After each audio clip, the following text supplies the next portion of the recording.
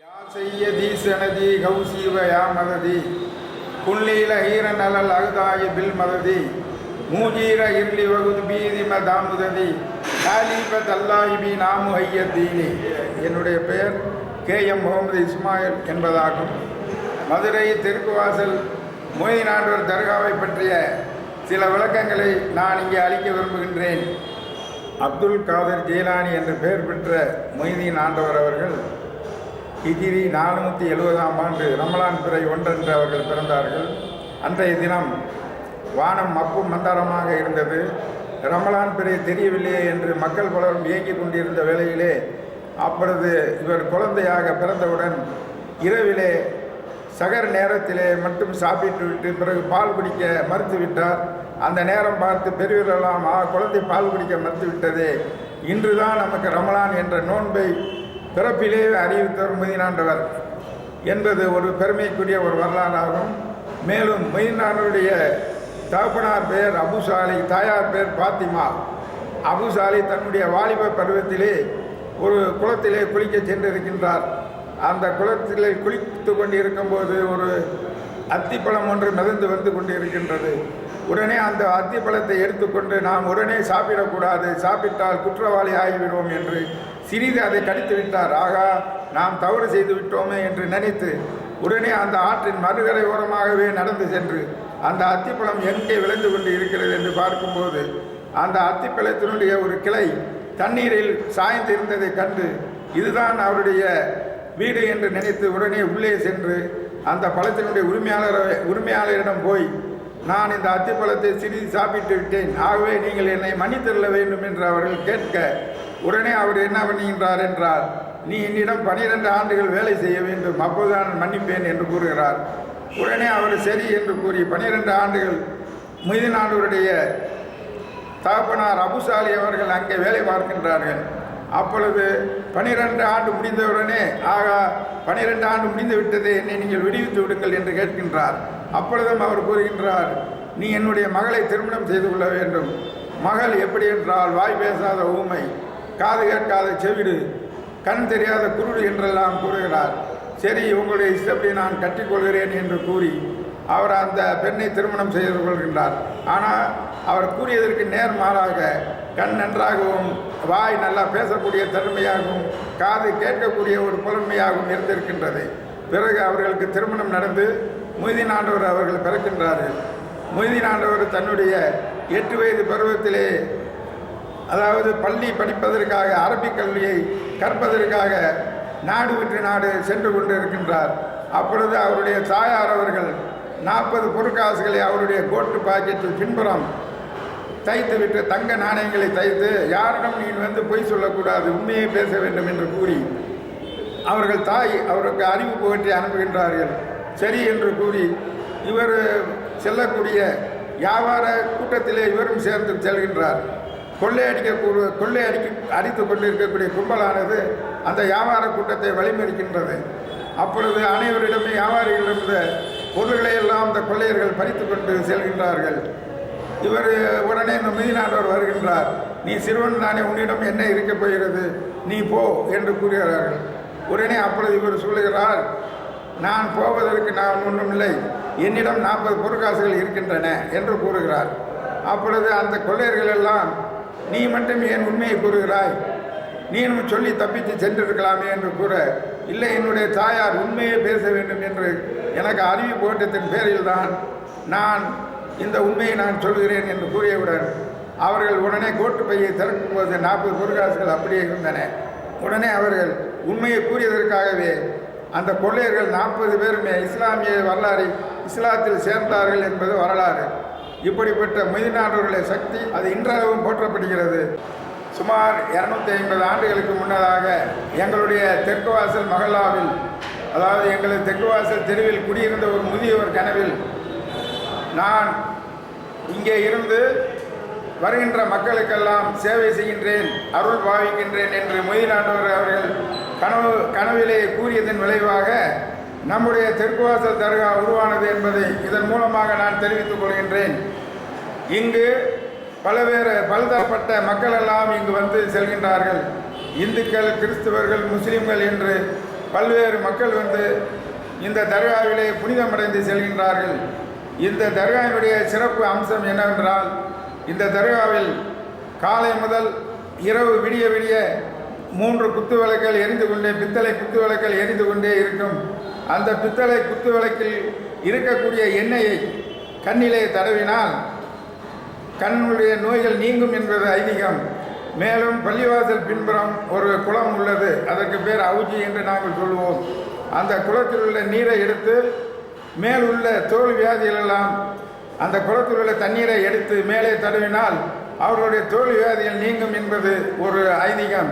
மேலும் முகத்திலே பருவு இது போன்றவையில் இருந்தால் முகத்திலே அவர்கள் அச்சு வெள்ளத்தை தடவி அந்த குளத்திலே அந்த அச்சு வெள்ளத்தை தூக்கி எறிவார்கள். அப்பொழுது அந்த பருவெல்லாம் நீங்கிவிடும் என்பது அவர்களுக்கு ஒரு மிகவும் நம்பிக்கையான ஐதீகமாக இருந்து வருகிறது இன்றளவிலும். மேலும் இங்கு இந்த பள்ளிவாசல் மொய்தீன் ஆண்டவர் என்ற பெயரிலே நாங்கள் தொடங்கி இருக்கின்றோம். இந்த மொய்தீன் ஆண்டவரை பற்றி கூறுவது என்றால், ஈராக் நாட்டில் ஜீலான் நகரில் ஹிஜ்ரி 470ஆம் ஆண்டு ரமலான் பிறை உன்னிலே மொய்தீன் ஆண்டவர் பிறந்தார்.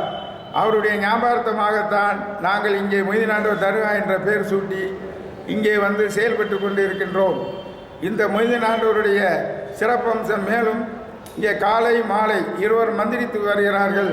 அவர்களுடைய அருள் பெற்றவர்கள் காலை ஒருவரும் மாலை ஒருவரும் வருகின்ற அனைவருக்கும் மந்திரித்து வருகின்றார்கள். சிறுவர் முதல் முதியோர் வரை காய்ச்சல் மற்றும் நோய், உடல்நலக் குறைவு, பேய் பிசாசு, பில்லி சூனியம் என்று வந்தவர்களுக்கெல்லாம் நோய் பிணியை தீர்க்கக்கூடிய ஒரு வல்லமை சக்தி இந்த தர்காவிற்கு உண்டென்றால் மிக சிறப்பாகும். மேலும் இந்த தர்காவிலே ஆண்டொன்றுக்கு சந்தனக்கூடு வைபவம் நடைபெறும். சந்தனக்கூடு திருவிழாவிலே பலதரப்பட்ட மக்களும் இதில் கலந்து கொள்வார்கள். அந்த சந்தனக்கூடு ரபியுல் ஆகிர் பிறை 10 நடைபெறும். அதற்கு முன்னதாக ரபியுல் அவல் பிறை கடைசி பிறையில் கொடியேற்றம் நடைபெறும். கொடியேற்றத்தின் முடிவில் சந்தனக்கூடு வைபவம் பிறை ரபியுல் ஆகிர் பிறை 10 நடைபெறும். அந்த சந்தனக்கூடு வைபவத்திலே பல ஊர்வலங்கள் செல்லும். பல மேலதாளங்கள் முழக மதுரை நகர் முழுவதும் வலம் வந்து கொண்டு இருக்கும். அந்த சந்தனக்கூடு ஊர்வலத்தில் அனைத்து மதத்தினரும் கலந்து கொண்டு வழிபட்டு செல்வார்கள். மேலும் அந்த சந்தனக்கூடு ஊர்வலத்திலே கப்பல் ஒன்று நாங்கள் அதில் அனுப்பி இருக்கின்றோம்.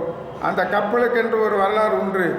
அதாவது மொய்தீன் ஆண்டவர் அவர்கள் தன்னுடைய இஸ்லாமிய மார்க்க பிரயாணத்தின் போது ஒவ்வொரு ஊராக ஒவ்வொரு மார்க்கமாக அவர் சென்று கொண்டு இருக்கும்போது கடல் பயணமாக ஒரு வேளை சென்று கொண்டு இருக்கின்றார்கள்.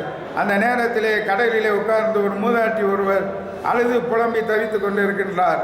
என்னுடைய மகன் கப்பலிலே போனவன் வரவில்லை, கிட்டத்தட்ட 12 ஆண்டுகள் ஆகிவிட்டன, அவன் திரும்பி வருவானோ என்னமோ தெரியவில்லை, நாளை விடிந்தால் அவனுக்கு திருமணம், ஆகவே என்னுடைய மகனை வரவழைக்க வேண்டும் என்று மொய்தீன் ஆண்டவரை வேண்டிக் கொண்டதின் பேரில் அவர்கள் உடனே இறைவனிடம் அல்லாஹ்விடம் அவர்கள் மன்றாடி துவா கேட்டார்கள். இறைவா, இந்த அம்மையாருடைய குறையை நீ தீர்த்து வைப்பாயாக என்று கூறி உடனே அவர்கள் வந்து தன்னுடைய 2 கரங்களையும் நீட்டி கேட்டதன் பேரில் அந்த கப்பல் மூழ்கி இருந்த கப்பல் உடனே மளமளவென்று கடலிலிருந்து எழுந்து வந்து அதில் உள்ளவர்கள் அனைவருமே உயிர்ப்பிக்கப்பட்டு எழுந்து வந்தார்கள் என்ற சரித்திரம். அந்த சரித்திரத்தை நினைவூட்டும் வகையிலே நாங்கள் இந்த ஊர்வலத்தின் போது கப்பலை நாங்கள் ஊர்வலமாக அனுப்பியிருக்கின்றோம். மேலும் இந்த ஊர்வலத்திலே சாம்பிராணி வண்டி செல்லும். இந்த சாம்பிராணி வண்டி புகை நாசினி, அதாவது கிருமி நாசினி, மதுரை நகரில் உள்ள கிருமிகளெல்லாம் கொல்லக்கூடிய ஒரு சக்தி உள்ளது. அப்படிப்பட்ட சந்தனக்கூடு முடிந்தவுடன் கந்திரி விழா நடத்துவோம். கந்திரி விழாவின் மூலமாக கிட்டத்தட்ட ஒரு 30,000 பேர்த்துக்கு அன்னதானம் போடுவோம். ஆகவே அப்படிப்பட்ட ஒரு மொய்தீனாருடைய சக்தி வாய்ந்தவராக இங்கே விளங்குகின்றார்கள். இப்பொழுது மொய்தீனாருடைய தர்காவினுடைய அமைப்பு முன்பு ஒரு கூரை கட்டடத்தில் இருந்தது. கூரை கட்டடமாக இருந்து பிறகு வந்த முன்னோர்கள் அவர்கள் சில பேர் கல்வி கட்டடமாக மாற்றி அதை அமைத்தார்கள். மேலும் இதற்கென்று தனியாக ஒரு தொழுகை பள்ளிவாசல் உள்ளது. அதுவும் கூரை கட்டடத்தால் மேயப்பட்டு தான் இருந்தது. 1974ஆம் ஆண்டு அந்த கூரை கட்டடத்தை எல்லாம் பீத்துவிட்டு அது காங்கிரீட் கட்டடமாக அந்த நேரம் உள்ள நிர்வாகிகள் மாற்றி அமைத்தார்கள். மொய்தீன் ஆண்டவர் தர்காவிற்கென்று ஒரு நிர்வாக கூட்டம் இருக்கின்றது. முன்பு அதாவது நாட்டாமை, மேனேஜர் மற்றும் கமிட்டிகள், ஜூரிகள் என்று இருந்தார்கள். அதையெல்லாம் ஒழித்துவிட்டு இப்பொழுது 1985ஆம் ஆண்டு முதல் வக்ஃப் வாரியம் தலையிட்டு தேர்தல் என்ற முறையை கொண்டு வந்து அதிலிருந்து அவர்கள் தேர்தல் முறையை கொண்டு வந்து மேனேஜிங் ட்ரஸ்டி ஒருவரும், கமிட்டி மெம்பர் 9 பேருமாக 2 தெருவுக்கும் மேலத்தெரு கீழத்தெரு என்று உள்ளது. மேலத்தெரு கீழத்தெருக்கு ஒரு மேனேஜிங் ட்ரஸ்டி, மேலத்தெரு கீழத்தெருக்கு 9 18 மெம்பர்கள் இன்று நிர்வாகம் செய்து வருகிறார்கள். அவர்களுடைய செயல்பாடுகள் நல்ல துரிதமாக உள்ளது. மக்களுக்கு பல சேவைகள் செய்யவும் செயலாற்றவும் இருக்கின்றார்கள். கல்வி கட்டணம் கட்ட வேண்டும், கட்ட முடியவில்லை என்று கூறுகின்றவர்களுக்கு கல்வி கட்டணம் அளித்து வருகின்றார்கள். மேலும் யாருக்கேனும் மருத்துவ உதவி தேவைப்பட்டால் அதனையும் அவர்கள் செய்து வருகின்றார்கள். மதுரை தெற்கு வெளிவீதி மினானூர்தீன் பள்ளிவாசல் ஒன்று உள்ளது. அங்கே மினானூர்தீன் என்ற ஒரு அவுலியா அடங்கியுள்ளார். அவர் மிகவும் சக்தி வாய்ந்தவர். 18 சித்தர்களில் அவரும் ஒருவர். இஸ்லாமிய ஞானம் பெற்றவர். அவர் பிறப்பால் ஐயராக பிறந்தவர்.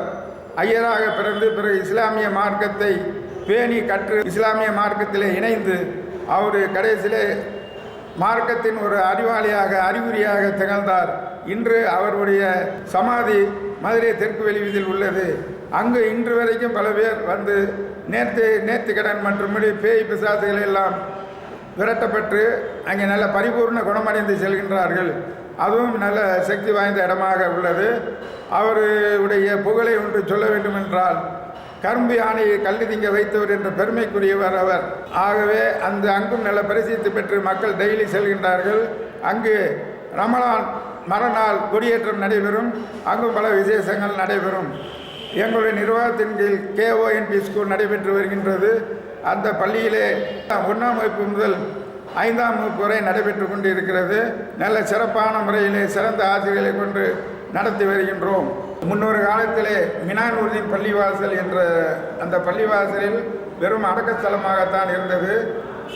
நான் சிறுவனாக இருந்தபோது அந்த பக்கமே போவதற்கு பயந்து கொண்டு அஞ்சு கொண்டு இருந்த காலம் போக, இப்பொழுது அந்த சிறப்பான முறையிலே சீரிய முறையில் 2 பெரிய மனாராக்களை கட்டி, வானவீர மனாக்களை கட்டி இன்று அழகான முறையிலே அமைத்து இருக்கின்றார்கள் இப்பொழுதுள்ள நிர்வாகிகள். அதன் மூலமாக பல வருமானங்கள் வந்து கொண்டு இருக்கின்றன. இதை வைத்து மக்களுக்காக சேவை செய்து கொண்டு இருக்கின்றார்கள். மேலும் தமிழகத்திலே எந்த பள்ளியும் இல்லாதவாறு, அதாவது மாதம் ஒன்றுக்கு 300 ரூபாய் வீதம் கிட்டத்தட்ட 120 பேர்த்துக்கு உதவி பணம் நாங்கள் வழங்கி வருகின்றோம் பள்ளிவாசல் சார்பாக. அது எந்த பள்ளியிலும் இல்லாத ஒரு மாபெரும் சிறப்பு. அது மாதம் கரெக்டாக மாதம் 5ஆம் தேதி அளவிலே அதை போட்டு வருகின்றோம். அதுபோக கல்வி கட்டணம், மருத்துவ உதவி மற்ற பல சேவைகள் செய்து வருகின்றோம். எங்கள் பள்ளிவாசல் நிர்வாகத்திற்கென்று ஒரு கல்யாண மகால் உள்ளது. அந்த கல்யாண மகால் நிர்வாகத்தில் உள்ளவர்கள் ஜமாத்தை சேர்ந்தவர்களுக்கு மிகவும் பின்தங்கிய ஏழையாக இருந்தால் அவர்களுக்கு இலவசமாக வழங்கி வருகின்றோம்.